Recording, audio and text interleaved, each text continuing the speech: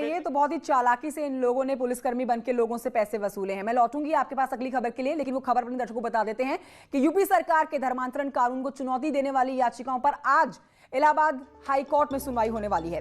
इन याचिकाओं में धर्मांतरण कानून को रद्द करने की मांग की गई है और इस कानून के दुरुपयोग की आशंका जताई गई है। साथ ही धर्मांतरण कानून को संविधान के खिलाफ और गैर जरूरी बताया गया है।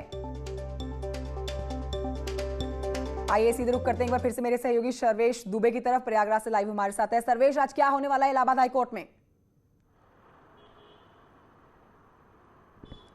देखिए, आज इलाहाबाद हाई कोर्ट में इस मामले में सुनवाई होगी। लफ्ज जिहाद को लेकर यूपी सरकार धर्मांतरण अध्यादेश लाई थी। इसको 4 अलग अलग याचिकाओं में इलाहाबाद हाई कोर्ट में चुनौती दी गई है और ये कहा गया कि ये गैर जरूरी है। एक विशेष धर्म के लोगों को इसके जरिए टारगेट किया जा रहा है और यूपी सरकार ने इस मामले में 5 जनवरी को अपनी रिपोर्ट 102 पन्नों की दाखिल कर दी है।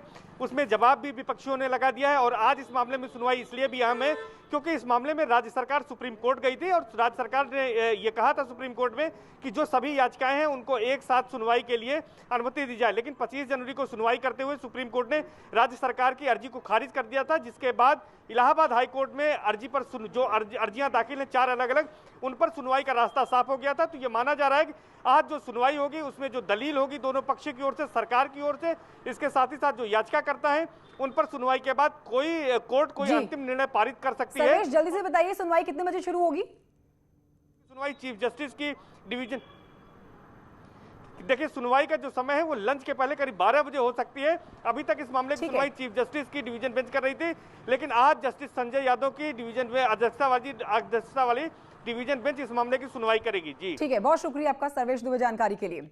अब बढ़ते हुए आगे बताते हैं आपको कि लव जिहाद के खिलाफ कानून बनने के बावजूद प्रदेश में ऐसी घटनाएं थमने का नाम नहीं ले रही हैं। बदायूं से आता हुआ ये मामला, जहां पर लव जिहाद का ये मामला सामने आया। आरोपों के मुताबिक एक युवक लड़की को जबरदस्ती अपने साथ भगा कर ले गया। लड़की के परिजनों ने आरोप लगाया कि पुलिस आरोपी को बचाने में लगी हुई है। जब हिंदू संगठनों को इस बात की जानकारी हुई तो उन्होंने लड़की को बरामद कर लिया और पुलिस ने अब केस दर्ज कर लिया है। आरोपी को गिरफ्तार भी कर लिया गया है। लव जिहाद का ही पकड़ा है। एक आशु नाम का लड़का जो है वो मुस्लिम लड़का है, जो आशु बनकर उसको लड़की के पीछा करता था, जैसे उसे परिजनों ने बताया। उसके बाद ये चूँकि ये चौका बर्तन करते हैं, ये लोग अनुसूचित जाति से आते हैं और माँ बाप इसके पढ़े लिखे नहीं हैं, तो लड़की वहाँ जा रही थी लाबला चौक की तरफ से। तो लड़की से मेरी जब बातचीत हुई तो उसने बताया उसको ज़बरदस्ती लड़का आशु नाम का और उसका कोई पिता है, जो वो दोनों लोग ले गए थे। पिता रास्ते में उतर गया था। उसके बाद लड़की के साथ दुराचार किया गया, दुष्कर्म किया गया। जो परिजनों द्वारा लिखित तहरीर दी गई थी उसके आधार पर सेक्शन 363 आईपीसी का मुकदमा दर्ज किया गया था। जो युवती है, जो अपहृता है, उन्हें बरामद कर लिया गया है। उनके सेक्शन 164 सीआरपीसी के अंतर्गत बयान करवाए जा रहे हैं।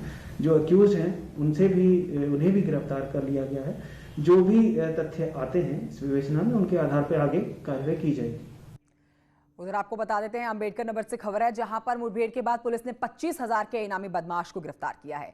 अंबेडकर नगर में इनामी बदमाश अरेस्ट हुआ है। 25,000 का इनामी बदमाश, इसे गिरफ्तार किया गया है। पुलिस के साथ मुठभेड़ के बाद इसकी गिरफ्तारी की गई है। पैर में इसकी गोली लगी है, बदमाश घायल हुआ है। अहिरौली थाना क्षेत्र की घटना, जहां पर मुठभेड़ होती है। आजमगढ़ का रहने वाला है विशाल सिंह।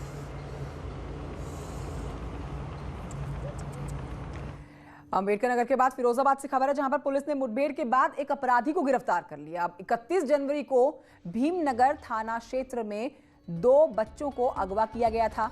इसके बाद पुलिस ने सख्त कार्रवाई करते हुए महज 6 घंटे के अंदर ही दोनों बच्चों को रिहा करा लिया था। पुलिस को सूचना मिली थी कि इस घटना का मुख्य आरोपी जो है कहीं भागने की फिराक में है।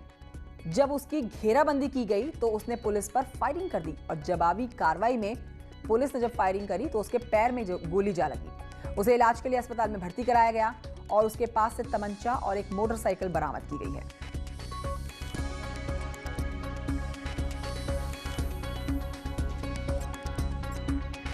रास्ते में इन्होंने बदमाश को इंटरसेप्ट किया, उनको रोका और बदमाश ने तत्काल फायरिंग करना शुरू कर दिया। जवाबी फायरिंग में आत्मरक्षार्थ फायरिंग इन्होंने भी की, जिससे बदमाश के निचले हिस्से में गोली लगी है। बदमाश को जब बातचीत की गई तो पता चला कि बदमाश वही है और मुख्य आरोपी है, अभय जादव नाम है इसका।